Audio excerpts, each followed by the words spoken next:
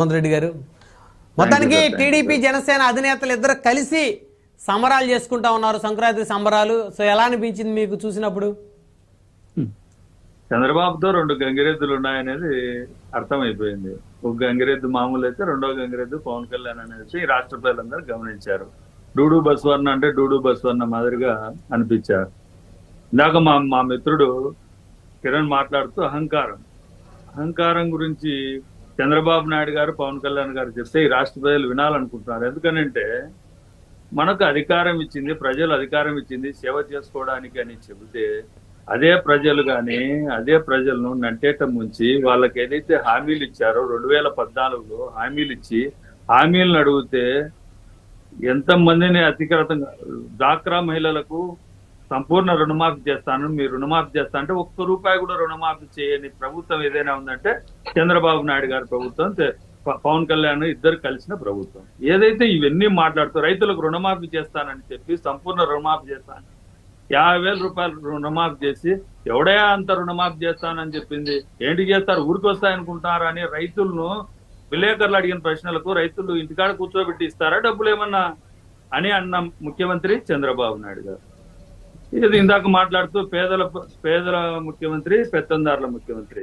పేదల ముఖ్యమంత్రి అంటే పేదవాడు ముఖ్యమంత్రి అని కాదు, పేదవాడి తరఫున నిలబడ్డాడు ముఖ్యమంత్రి అని అర్థం. అదే అమరావతిలో వీళ్ళందరూ మంచి చేసి ఉంటే, చంద్రబాబు నాయుడు గారే మంచి చేసి ఉంటే అదే అమరావతిలో ఎందుకు ఓడిపోయారో చెప్పండి.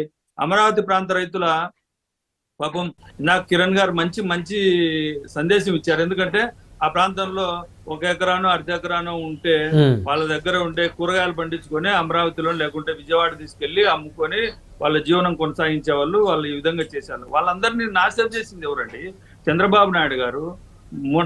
మేము చెప్పింది మొట్టమొదటి నుంచేదే కదా, 4 రకాల పంటలు పండే సాగు భూములను తీసుకొని కాంక్రీట్ జంగిల్ చేసింది చంద్రబాబు నాయుడు గారు. ఆ చంద్రబాబు నాయుడు గారు వాళ్ళను అమరావతి ప్రాంత రైతులను మోసం చేసింది చంద్రబాబు నాయుడు గారు. ఆయన ఏదైతే ఇస్తానన్న చెప్పిన కౌలును మేము ఇస్తా ఉన్నాం, ఇవ్వాలని చెప్పలేదు. అమరావతి ప్రాంతాన్ని చేయలేని పనిని కూడా చేస్తానని చెప్పి ఎక్కడ సింగపూర్ లేకుంటే ఎక్కడ మలేషియా పోతే మలేషియా, సింగపూర్ పోతే సింగపూర్, శ్రీలంక పోతే శ్రీలంక రాజధాని తీసుకొస్తాను, ఇడ్లీ పాత్ర రాజధాని చేస్తానని ఏదో సెట్టింగ్లలో రాజమౌళి సెట్టింగులు లేకుంటే సినిమా దర్శకుల సెట్టింగులు వేసి అవన్నీ కళల రాజధాని చూపించింది చంద్రబాబు నాయుడు గారు. మేము ముఖ్యమంత్రిగా జగన్మోహన్ రెడ్డి గారు ముఖ్యమంత్రి ఎక్కిన తర్వాత చంద్రబాబు నాయుడు చెప్పిన ఏదైతే సెట్టింగులు వేయలేను, అవి మన చేత కాదు, అవన్నీ తప్పుడు వాగ్దానాలు, అవన్నీ చేయలేము, రాజధానిగా అమరావతిని కొనసాగుతుంది. అలాగే వైజాగ్ ను ఒక పరిపాలన రాజధాని తీసుకుంటే ఇప్పుడు హైదరాబాదు, బాంబే, చెన్నై, కలకత్తా, బెంగళూరు ఇటువంటి మహానగరాలతో పోటీ పడగల ఉన్న నగరం వైజాగ్ అని, వైజాగ్ ను తీసుకుని అభివృద్ధి చేస్తామని చెప్పడం జరిగింది. దాని మేరకే పని చేస్తా ఉన్నారు. ఇందాక మాట్లాడుతూ పేదవాడి అహంకారం, జగన్ యొక్క అహంకారం అని చెప్తా ఉన్నారు. అయ్యా జగన్ అహంకారం ఏంటి? ప్రజల దగ్గరికి ప్రభుత్వాన్ని తీసుకుపోవడం జగన్ అహంకారం అనుకుంటే కానీ లేండి, మీరు జగన్ దగ్గరికి ప్రజల దగ్గరికి ఏదైతే పింఛన్ కావాలంటే ఇంటి దగ్గరకు వచ్చి వాలంటీర్ వ్యవస్థను తీసుకొచ్చి, గ్రామీణ సచివాలయ వ్యవస్థ తీసుకొచ్చి, ఆర్బీకేలను తీసుకొచ్చి, గ్రామీణ హెల్త్ సెంటర్లు తీసుకొచ్చి ఇంటి దగ్గరికి ఫ్యామిలీ డాక్టర్ను పంపించడం అహంకారం అనుకొని మీ పెత్తందారులు అనుకుంటే అహంకారమే అనుకోండి, దాంట్లో తప్పేం లేదు. పేదవారికి ఎవరు మేలు చేస్తూ ఉంటారో వాళ్ళని ఏమనుకుంటారు ప్రజలు చూస్తూ ఉంటారు.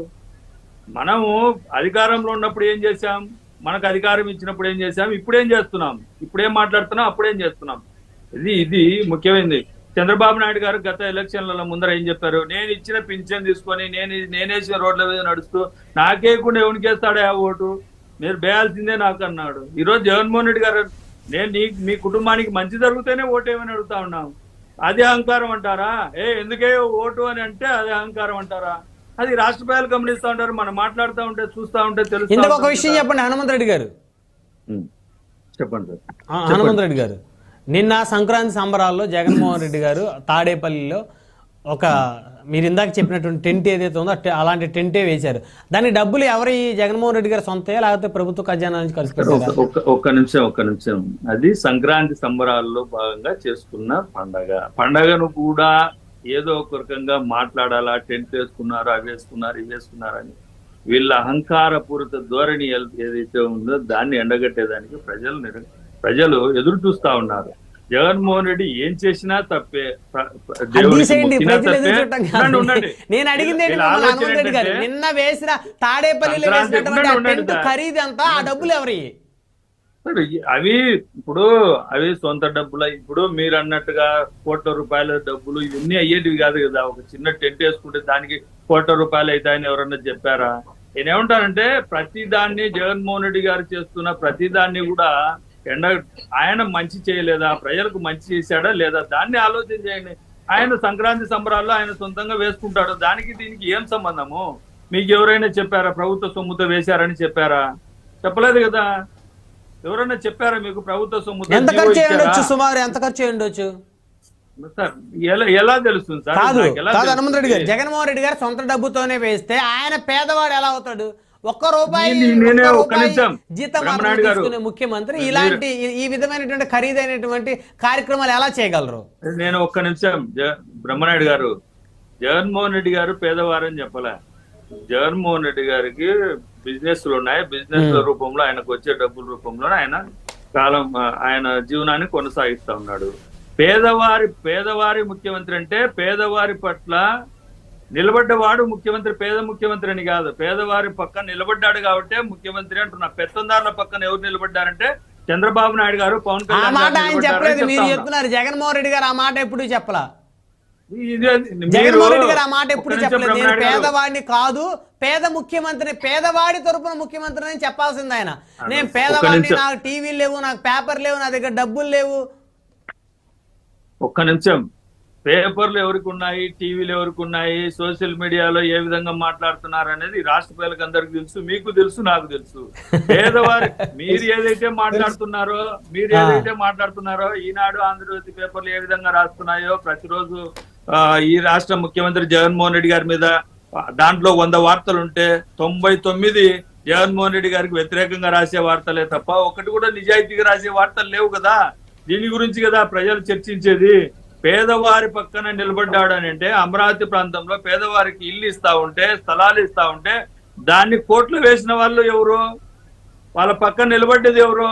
మీకు తెలుసు, నాకు తెలుసు. తెలిసినా కూడా ఈ రాష్ట్ర ప్రజలకు అందరికి తెలుసు ఎవరి పక్కన ఎవరు నిలబడ్డారు. ఈ రోజు రాష్ట్రంలో సంక్షేమం గానీ అభివృద్ధి గానీ ప్రజలకు అందుతా ఉందంటే ఈ రోజు రాష్ట్ర ముఖ్యమంత్రిగా జగన్మోహన్ రెడ్డి గారు ఉన్నారు కాబట్టి అందుతా ఉంది.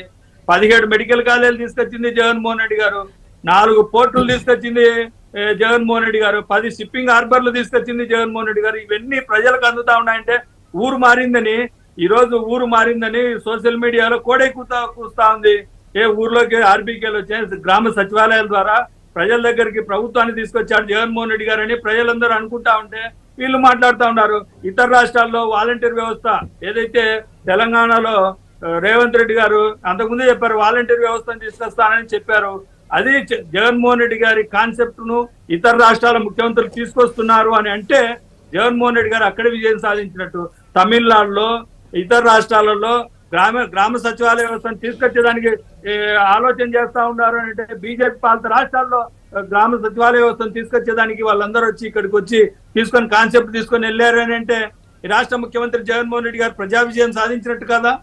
దీని కాదా అనేది అంటున్నా. ఏదైతే మాట్లాడుతున్నారో ఈ రోజు జగన్మోహన్ రెడ్డి గారు సంక్రాంతి సంబరాల్లో పాల్గొన్నారు. సంక్రాంతి సంబరాల్లో జగన్మోహన్ రెడ్డి గారు పాల్గొంటే దాని తప్పు. చంద్రబాబు నాయుడు గారు గంగిరెద్దు, మరో గంగిరెద్దు లాగా పవన్ కళ్యాణ్ తీసుకొచ్చి డూడు బస్వన్న ఆడించుకుంటే అది కరెక్ట్. ఇదే సార్ పెత్తందారి వ్యవస్థ అంటే, మేం చేస్తే కరెక్ట్, ఇతరులు చేస్తే తప్పు అనే విధంగా చేయడమే తప్పు. ముఖ్యమంత్రిగా జగన్మోహన్ రెడ్డి గారు వాళ్ళ ఇంట్లో సంబరాలు జరుపుకున్నారు, దాన్ని కూడా మీరు కాంట్రవర్సీ చేసి మాట్లాడే విషయంగా ఉంది అని అంటే, ఈ రాష్ట్ర ముఖ్యమంత్రి జగన్మోహన్ రెడ్డి గారిని పట్టుకొని గతంలో ఏం మాట్లాడేవారు? ఆయన ముఖ్యమంత్రిగా ఉన్నారు, గౌతమ్ సవాంగ్ గారు డీజీపీగా ఉన్నారు, హోమ్ మినిస్టర్ గా ఉన్నటువంటి మేకతోటి సుచరిత గారు ఉంటే క్రిస్టియన్ అని మాట్లాడడం,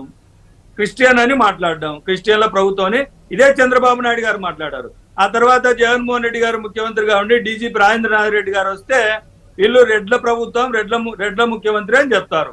అంటే వీళ్లకు మనకు ప్రజలు అధికారం ఇచ్చింది కులాన్ని చూడకుండా, మతాన్ని చూడకుండా, ప్రాంతాన్ని చూడకుండా, ఇవన్నీ చూడకుండా చేయమని చెప్తా ఉంటే, మతాలు చూడొద్దంటే ఆ మతాల్లో చొప్పించేది ఎవరైనా ఉన్నారంటే చంద్రబాబు. అంత జుగుత్సాకరమైన మాటలు మాట్లాడే చంద్రబాబు నాయుడు గారు, ఆయన భువనేశ్వరి మేడం గారు, చంద్రబాబు నాయుడు గారు లోపలికి వెళ్తానే అదే క్రిస్టియానిటీ గురించి మాట్లాడే చంద్రబాబు నాయుడు గారు అక్కడికి వెళ్ళి వాళ్ళ భువనేశ్వర్ గారు అక్కడికి వెళ్ళి ప్రార్థనలు చేశారు.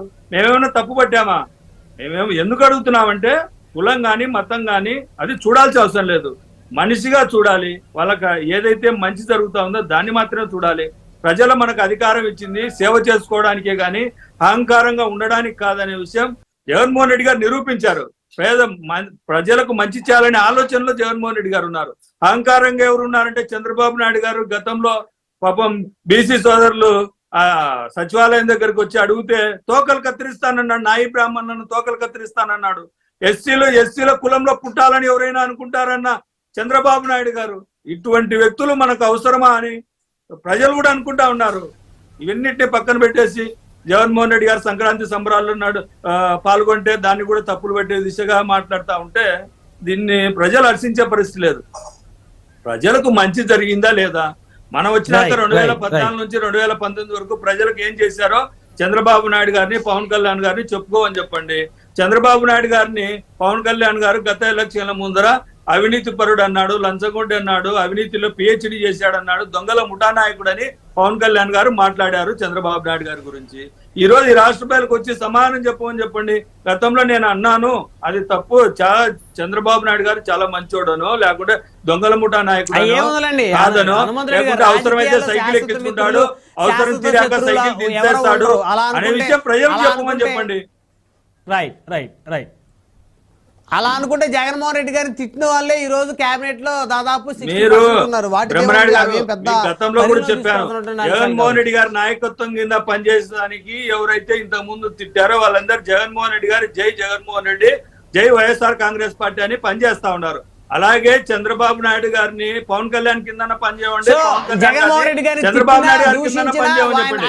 మాకు ఎటువంటి అభ్యంతరం లేదు, బ్రహ్మనాయుడు గారు మాకు ఎటువంటి అభ్యంతరం లేదు. జై చంద్రబాబు సైకిల్ ఓటేయమని పవన్ కళ్యాణ్ చెప్పమని చెప్పండి. మాకు అవసరం లేదు, ఆయన కుర్చీ మీదనే పోటీ చేయమని చెప్పండి.